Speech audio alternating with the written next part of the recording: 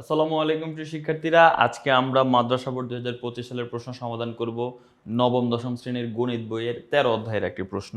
এখানে দেখো ক নাম্বার প্রশ্নে একটি ধারা দেওয়া আছে, বুঝাই যাচ্ছে এটা একটা সমান্তর ধারা, কারণ ব্যবধান সবসময় 2, 5 থেকে 3 বিয়োগ করলে 2, 7 থেকে 5 বিয়োগ করলে 2।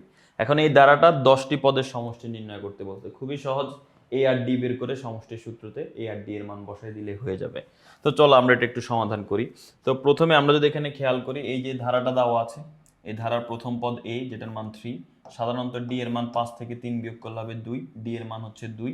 তার মানে এটা কি ধারা? এটা একটা সমান্তর। এখন এই ধারার n সংখ্যক পদের সমষ্টি আমরা নির্ণয় করব, ঠিক আছে? সমান্তর ধারার প্রথম n সংখ্যক পদের সমষ্টিটা আমরা নির্ণয় করব। তো সমান্তর ধারার প্রথম n সংখ্যক পদের সমষ্টি যদি সূত্র আমরা দেখি, সেটা হচ্ছে n s n দিয়ে বোঝায় n সংখ্যক পদের কি, n/2 * 2a + n-1 * d। এটা হচ্ছে n সংখ্যক পদের সমষ্টির সূত্র। এখন জাস্ট এই সূত্রের মধ্যে মান বসাই দিব। তো এখন আমাদের তো n সংখ্যক পদের সমষ্টি বলে নাই, 10 সংখ্যক পদের সমষ্টি বলছে। জাস্ট এখানে যত জায়গায় n আছে সব জায়গায় 10 বসাই দিব। তার মানে অতএব 10টি পদের সমষ্টি কি হবে? s10। এটা দিয়ে বোঝায় 10টি পদের সমষ্টি। তো n/2 এর জায়গায় 10/2 হবে। এখন যত জায়গায় n তত জায়গায় 10, কারণ n সংখ্যক পদের সমষ্টির ক্ষেত্রে n ছিল, 10 সংখ্যক পদের সমষ্টির ক্ষেত্রে 10 থাকবে। তো এই যে 10 10 এগুলো আছে n এর জায়গায়। আর এর মান 3 বসাবো, d এর মান 2 বসাবো। যে এর মান 3 আর এই দেখছো d এর মান 2 বসাবো। এবার আমরা ক্যালকুলেট করে ফেলি। এই 10 থেকে 1 বিয়োগ করলে হয় 9, 9 এর সাথে 2 গুণ করলে হবে 18, 3 এর 2 গুণ করলে হবে 6, 10 কে 2 দিয়ে ভাগ করলে হবে 5, কারণ 18 আর 6 যোগ করলে 24, 24 এর সাথে 5 গুণ করলে হবে 120।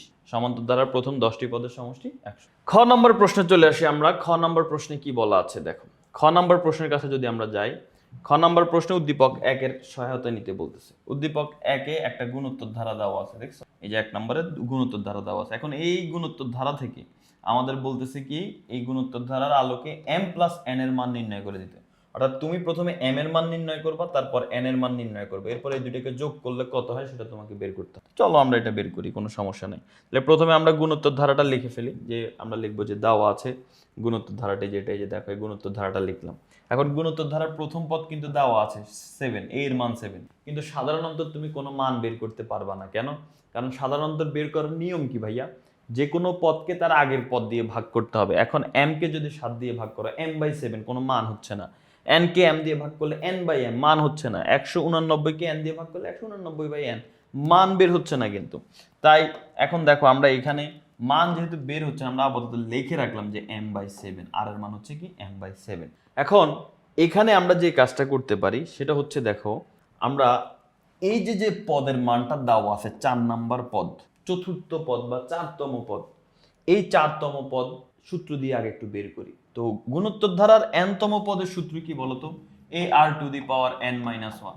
তাহলে 4তম পদের সূত্র কি হবে? ar⁴ - 1, মানে ar3। এই যে এখানে গুণোত্তর দ্বারা চতুর্থ পদ বের করা হয়েছে ar3। তৃতীয় পদ এখানে বের করা হয়েছে, তৃতীয় পদের ক্ষেত্রে হবে কি 3 - 1, 3 - 1 মানে কত? আচ্ছা, এখন প্রশ্ন হচ্ছে, আমরা চতুর্থ পদ বের করছি ar3, এটা আমরা বের করছি, কিন্তু প্রশ্নে চতুর্থ পদের মান দেওয়া আছে, দেখো 1 2 3 4, এটাই কিন্তু চতুর্থ পদ।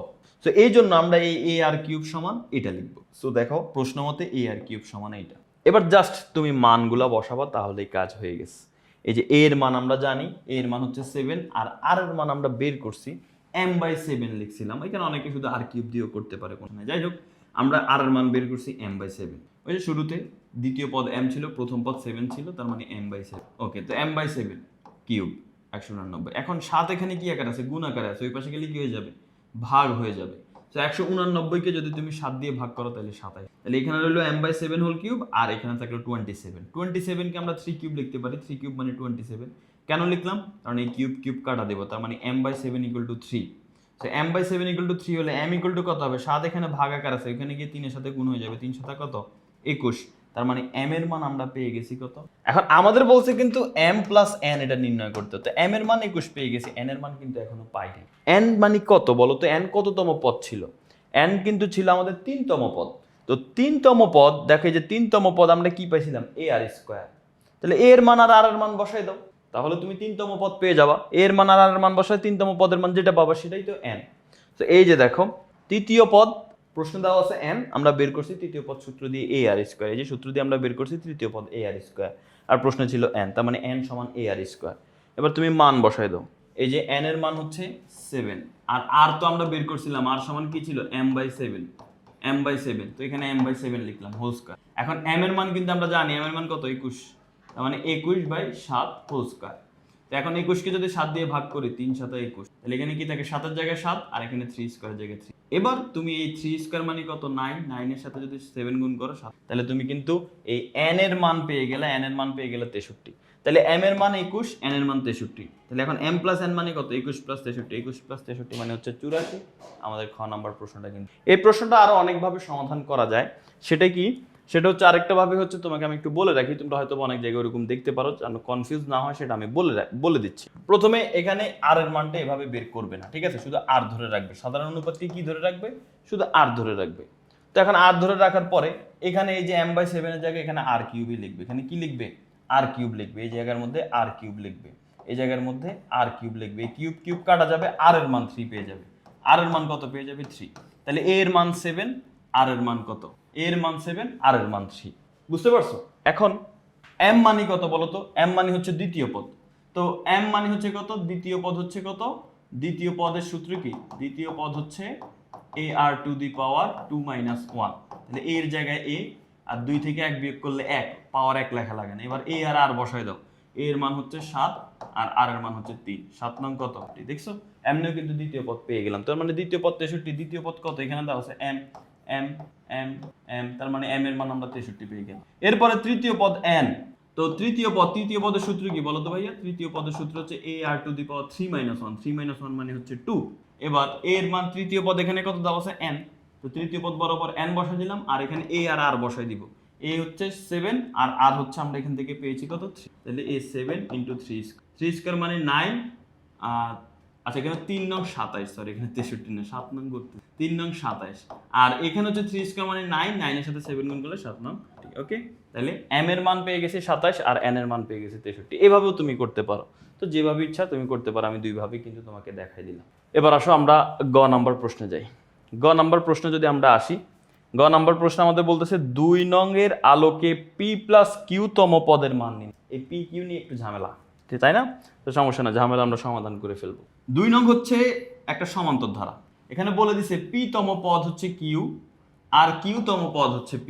কি কাহিনী না, p তম পদ q, q তম পদ p, উল্টাপাল্টা জিনিস। তো এখন আমরা এখানে যে কাজটা করব সেটা হচ্ছে 2 নং এর আলোকে, যেহেতু আমাদের p+, আমাদেরকে এখন বের করতে আবার বলছে কি p + q তম পদ। এমন যদি বলতো যে হ্যাঁ তুমি r তম পদ বের করো বা তুমি 7 তম পদ বের করো, এক কথা ছিল। কি আর কি রকম পদ বের করতে বলছে দেখছো, p + q তম পদ। তো সমস্যা নেই, আমরা পারবো ইনশাআল্লাহ। তো চলো আমরা এখানে যদি আসি, এখানে আমরা যদি এই প্রশ্নটা গ নাম্বার প্রশ্নটা দেখি, এই যে গ নাম্বার প্রশ্নটা, প্রথমে আমরা ধরে নিলাম যে সমান্তর ধারার প্রথম পদ আর সাধারণ অন্তর। প্রথম পদ আর সাধারণ অন্তর কি কি ধরে নিব, প্রথম পদ আমরা মনে করো ধরে নিব হচ্ছে, এটা আমরা এখানে করি, দেখো এই জায়গার মধ্যে যে মনে করি প্রথম পদ সমান a আর সাধারণ অন্তর এটা সমান কি ধরে নিব, এটা সমান আমরা ধরে নিব। এখন আমরা জানি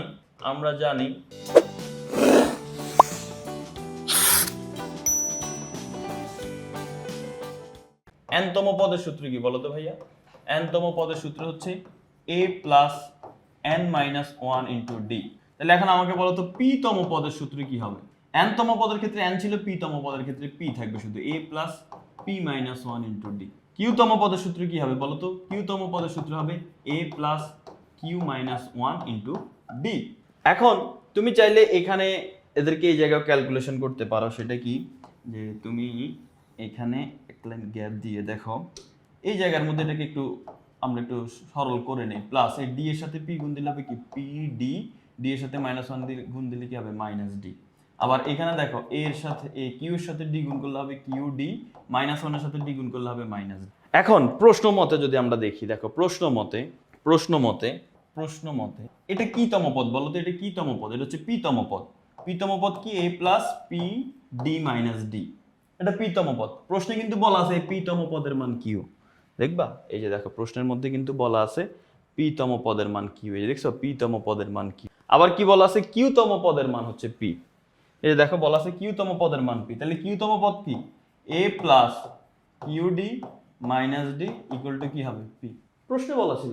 এখন আমরা যদি এক কাজ করি এখানে, সেটা কি এটাকে 1 নং সমীকরণ দিয়ে দিই আর এটাকে আমরা 2 নং সমীকরণ দিয়ে দিই। দেওয়ার পরে এখন আমরা যে কাজ করব সেটা হচ্ছে এই দুইটা সমীকরণকে আমরা বিয়োগ করব, একটা থেকে আরেকটা বিয়োগ করব, ঠিক আছে? একটা থেকে আমরা আরেকটা বিয়োগ করে ফেলবো। এই যে দেখো এখানের মধ্যেও আমাদের করা আছে, কিন্তু এখানে একটু হিজিবিজি টাইপের আছে, তোমাদের অনেকের প্রবলেম হইতে পারে বুঝতে, সেই জন্য হইতেছে আমরা এটা থেকে আপাতত দূরে যাই, আমরা নিজেরা এটা করার চেষ্টা করি। দেখো তো এখন আমরা 1 নং থেকে 2 নং বিয়োগ করব। 1 নং থেকে 2 নং বিয়োগ করলে কি হবে? 1 নংয়ের বাম পক্ষে কি, আচ্ছা লিখে ফেলি আমরা a plus pd minus d equal to q, আর a plus qd minus d equal to p। এখন যদি আমরা এখানে যোগ করি, বিয়োগ করি, বিয়োগ করার ক্ষেত্রে চিহ্ন চেঞ্জ হয়ে যাবে, প্লাসে হয়ে যাবে মাইনাস, মাইনাস qd হয়ে যাবে প্লাস, qd হয়ে যাবে মাইনাস, আর প্লাস কি লিখলাম a plus pd minus d, এটা d ইকুয়াল টু q, আর a plus qd minus d equal to p। এখন বিয়োগ করার ক্ষেত্রে চিহ্ন চেঞ্জ হয়ে যাবে, প্লাসে হয়ে যাবে মাইনাস, প্লাস হয়ে যাবে মাইনাস, মাইনাস হয়ে যাবে প্লাস, আর এই প্লাস হয়ে যাবে মাইনাস। এখন আমরা যদি একটু দেখি যেখানে a আর a কাটাকাটি করে দিব আমরা, এ দেখো এই d আর d কাটা, কারণ এই নিচের d প্লাসের উপরের d মাইনাসের, এটা প্লাসের এটা মাইনাসের। এখন উপরে থাকলো কি, উপরে থাকলো pd, এখানে থাকলো কি, এখানে থাকলে qd, আর এখানে থাকলো কি, এখানে থাকলে q মাইনাস, এখানে কি থাকবে q মাইনাস। এখন এখান থেকে কি কমন যায় বলো তো? এখান থেকে কমন যায় d, d কমন গেলে কি হয়? d কমন গেলে এখানে থাকবে, এই যে দেখো pd থেকে d কমন গেলে p থাকবে, qd থেকে d কমন গেলে q থাকবে। এখন এখানে p মাইনাস q, কিন্তু এখানে q মাইনাস p, একটু ঝামেলা হয়ে গেছে না?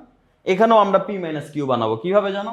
একটা মাইনাস কমন নাও, মাইনাস কমন নিলে কি হয়ে যাবে, বা মাইনাস 1ই কমন নাও, মাইনাস কমন নাও আর মাইনাস 1 কমন নাও এক কথা, তো 1 কেউ লেখেন আর কি, জন্য তো মাইনাস 1 কমন নিলে কি হবে, জাস্ট চিহ্ন চেঞ্জ হয়ে যায় আর কিছু না, মাইনাস p হয়ে যায় প্লাস p, আর প্লাস q হয়ে যায় মাইনাস। এখন d সমান কত হবে বলো তো? এটা গুণ আকারে আছে, ওই পাশে গেলে কি হয়ে যাবে, ভাগ, এখানে থাকবে মাইনাস 1, এখানে থাকবে p মাইনাস q, আর নিচে থাকবে কি p মাইনাস q। কেন? কারণ এই p মাইনাস q গুণ আকারে আছে, ওই পাশে গিয়ে ভাগ হয়ে গেছে। এখন এই p মাইনাস q আমরা কেটে দিতে পারি, দুইটা p মাইনাস q যদি আমরা কেটে দেই তাহলে d এর মান কত দাঁড়ায়? d এর মান দাঁড়ায় মাইনাস 1। তা আমরা কিন্তু d এর মান পেয়ে গেছি কত? d এর মান কিন্তু আমরা মাইনাস 1 পেয়ে গিয়েছি। d এর মান যেহেতু আমরা মাইনাস 1 পেয়ে গিয়েছি, এখন আমাদের প্রশ্নে কি বলছে দেখো, প্রশ্নে বলছে p প্লাস q তম পদ নির্ণয় করতে হবে। তাহলে এখন আমরা লিখবো যে অতএব p প্লাস q তম পদ সমান, এই যে দেখো এখানে আমরা লিখবো অতএব p প্লাস q তম পদ। আমাকে বলো তো p প্লাস q তম পদ কি হবে? n তম পদ যদি হয়, n তম পদ যদি হয় a plus n minus 1 into d, n minus 1 into d, তাহলে q তম পদ কি, p প্লাস q তম পদ কি হবে? n এর জায়গায় জাস্ট p প্লাস q লিখবো, a প্লাস n এর জায়গায় আমরা কি লিখবো, p প্লাস q, এই n এর জায়গায় p প্লাস q আর কিছু না, এরপরে মাইনাস 1 ইন্টু d, তার মানে এটা হচ্ছে p প্লাস q তম পদ। সো এটা আমরা আর লেখার দরকার নেই, তো এই জন্য আমরা এখানে লিখবো অতএব p প্লাস q তম পদ সমান এত। এই যে এখানে এটাই লেখা হয়েছে, এই যে p প্লাস q তম পদ সমান a plus p plus q minus 1 into d, এই যে a plus p plus q minus 1 into d। এখন তুমি যে কাজটা করবা সেটা হচ্ছে গুণ করে দিবা। কার সাথে কাকে গুণ করবা? এই যে দেখো, এই যে দেখো এখানে, এখানে দেখো এই যে গুণ করে দেওয়া হয়েছে, তো তুমি এখানে এই যে এখানে গুণ করে দিতে পারো যে a প্লাস এই d এর সাথে p গুণ করলে হবে pd, q এর সাথে d গুণ দিলে হবে কি qd, আর d এর সাথে মাইনাস 1 গুণ দিলে কি হবে মাইনাস। তুমি একটু খেয়াল করো, দেখো তোমার 1 নং 2 নং সমীকরণের দিকে একটু খেয়াল করো, তোমার কাছে কিন্তু এই যে 1 নং সমীকরণটা দেখো a plus pd minus d equal to q ছিল, দেখছো a plus pd minus d।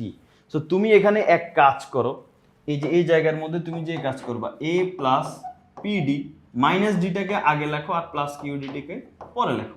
এখন এটার মান কি ছিল তোমার কাছে দেখো তো, একটু ভালো করে খেয়াল করো, এটার মান কি ছিল তোমার? a plus pd minus d, এটার মান তোমার q ছিল 1 নং সমীকরণে, তার মানে a plus pd minus d, এই এতটুকুর মান তুমি q বসাই দাও, সাইডে দিয়ে দাও যে 1 নং হতে 1 নং, তো 1 নং হতে তুমি এটা লিখে দিবা। এবার q, এটা কিসের মান? এই প্রথমটার মান q লিখলাম, লাস্টে একটা qd আছে না, কি কমন যায় ভাইয়া বলো তো? q কমন যায়, নিলাম q কমন, কমন নিলে কি থাকে 1 প্লাস d, 1 প্লাস কি থাকে d। এখন তোমার কি মনে আছে তুমি d এর মান কত পাইছো?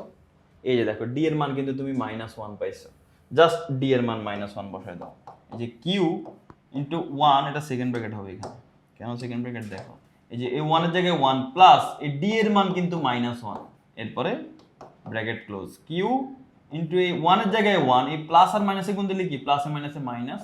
এখন দেখো q এর জায়গায় q, 1 থেকে 1 বিয়োগ করলে কত হয় 0, কোনো কিছুর সাথে 0 গুণ করলে 0, তার মানে আমরা এতক্ষণ এই কাহিনী করে আমরা অ্যান্সার পাইলাম 0। কিসের মান? p প্লাস q তম পদের মান, এটার মান আমরা পেয়েছি। এই হচ্ছে কাহিনী, এত কাহিনী করে আমরা পি প্লাস কিউতম পদের মান পাইছি 0। যদিও এখানে তোমরা অনেকে হয়তো বুঝতে ঝামেলা হইতে পারে তোমাদের, তো আমি তোমাদেরকে অন্যভাবে করাই দিছি, আশা করি তোমাদের আর প্রবলেম হবে না, ঠিক আছে? তো ওইভাবে তোমরা করতে পারো, আর এইভাবে বুঝতে পারলে তো সমস্যা নেই, ঠিক আছে? সো যেভাবেই করো অ্যান্সার কিন্তু একই আসবে, ওই যে মান আসবে 0, পি প্লাস কিউতম পদের মান 0 আসবে। এর মাধ্যমে আমরা কিন্তু এই মাদ্রাসা বোর্ড 2025 সালের প্রশ্নটা সমাধান করে ফেললাম। পরবর্তীতে ইনশাল্লাহ আমরা আরেকটা বোর্ডের প্রশ্ন সমাধান করবো। সেই পর্যন্ত সবাই ভালো থাকো, সুস্থ থাকো, আল্লাহ হাফেজ, আসসালামু আলাইকুম।